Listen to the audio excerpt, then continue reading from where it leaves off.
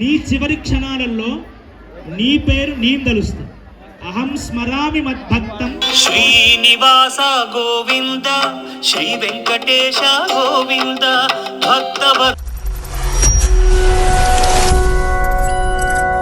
Hello అందరికి, welcome to our channel ALK blogs. So ఈరోజు వైకుంఠ ఏకాదశి కాబట్టి ముందుగా అందరికి ఏకాదశి శుభాకాంక్షలు. వైకుంఠ ఏకాదశి శుభాకాంక్షలు. సో ఈ రోజు ఏంటంటే అమ్మారు ఏం చెప్తుందంటే వాళ్ళ ఆఫీస్ దగ్గర వెంకటేశ్వర స్వామి టెంపుల్ చాలా బాగుంటుందంట.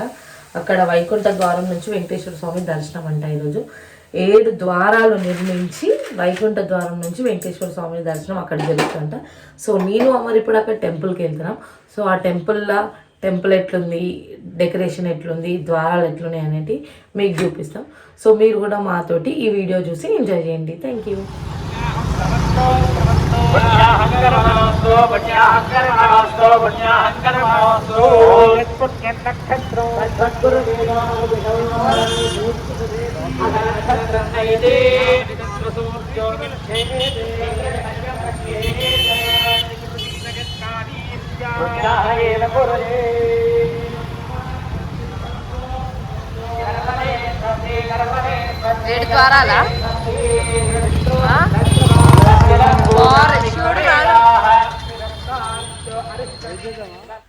టెంపుల్లో చాలా రష్ ఉంది, చాలా పెద్ద క్యూ ఉంది.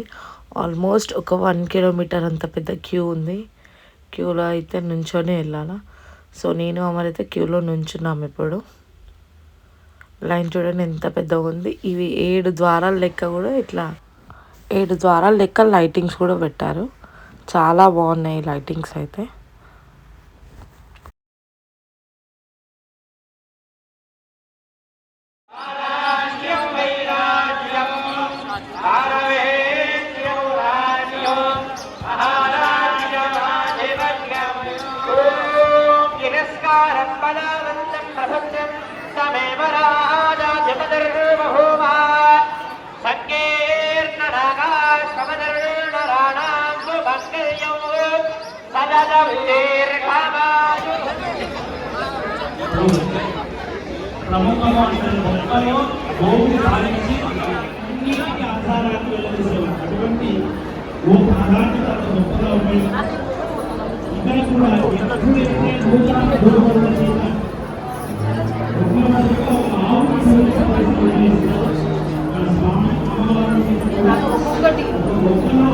అవి కనిపించవు నాన్న.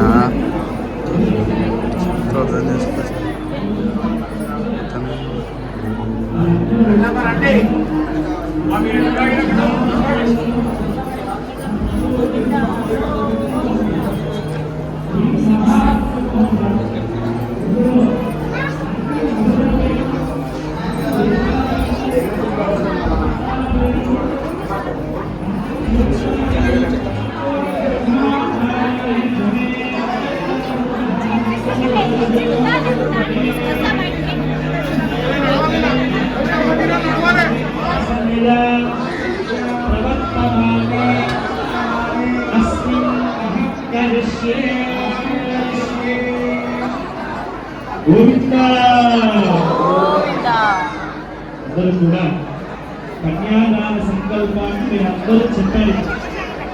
అందులో ఏం చెప్పారు? మాకు దర్శనం చాలా బాగా జరిగింది. చాలా రష్లో చాలా బాగా దర్శనం జరిగింది.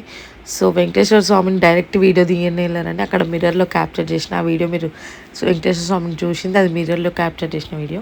ఇక్కడ బయటికి రాగానే వెంకటేశ్వర స్వామి కళ్యాణం జరుగుతుంది. సో చాలామంది జనాలు కూర్చొని కళ్యాణంలో ఇన్వాల్వ్మెంట్ అయి ఉన్నారు.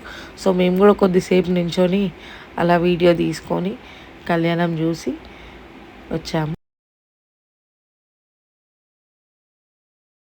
నియమం చాలా కఠినం, మునులకు కూడా అది పాటించడం శక్యం అవ్వలేదు.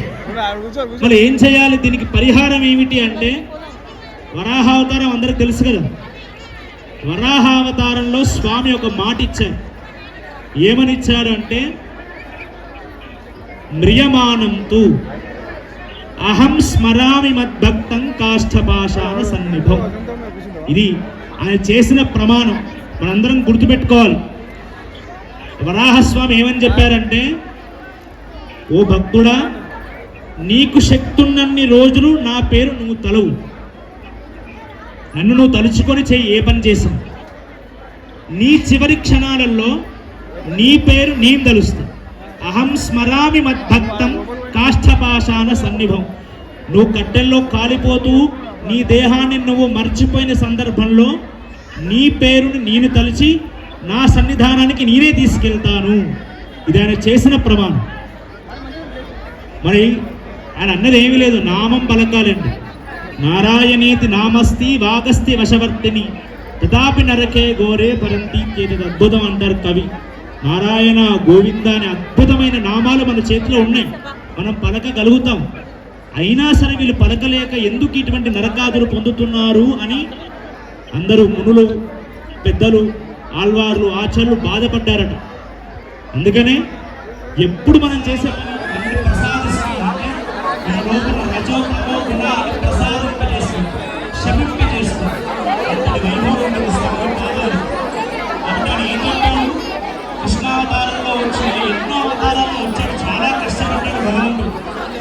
కృష్ణావతారంలో స్వామి వచ్చినప్పుడు సారథిగా ధైర్యం, యుద్ధ సమయంలో బయటికి వినిపించాలి. నువ్వు ఏం చేయాలి?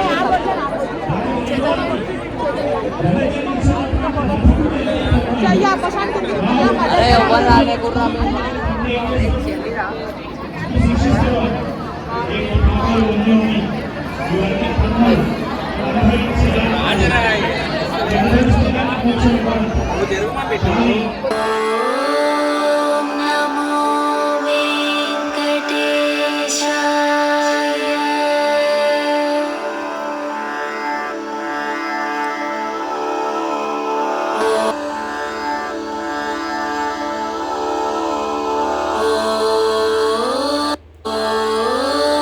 ఓం నమో వీలైతే మీలో ఒక దాత వచ్చి స్వామివారికి స్వర్ణగిరి